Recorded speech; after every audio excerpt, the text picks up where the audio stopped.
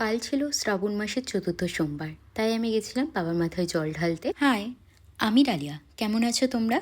চলো আবারও একটা ছোট মিনি ব্লগ আজকে তোমাদের সাথে শেয়ার করছি। আজ ছিল শ্রাবণ মাসের চতুর্থ সোমবার, তো আজকে আমি ভেবেছিলাম বাবার মাথায় জল ঢালতে যাব। ঘড়িতে সময় এখন 9টা, তাই বেশিক্ষণ টাইম ওয়েস্ট না করে তাড়াতাড়ি রেডি হয়ে চলে গেলাম পুজো দিতে। যেহেতু আমি আজকে একাই যাচ্ছি, তো সেইভাবে ভিডিও করা তো আর হবে না, আর জানি না কেমন কি ভিড় থাকবে। আর মন্দিরে এসে দেখলাম যে খুব একটা ভিড় নেই, ভিড় আছে বাট অল্প আছে। যাই হোক, আমি তাড়াতাড়ি করে অঞ্জলিটা দিলাম আর বাবার মাথায় জলও ঢেলে নিলাম। আর আজকে ভীষণই গরম ছিল বাইরে, আমার চোখ মুখের অবস্থা দেখে বুঝতেই পারছো। আর বাড়ি এসে একটু ব্রাঞ্চ করে নিলাম, সকাল থেকে যেহেতু উপোস ছিলাম।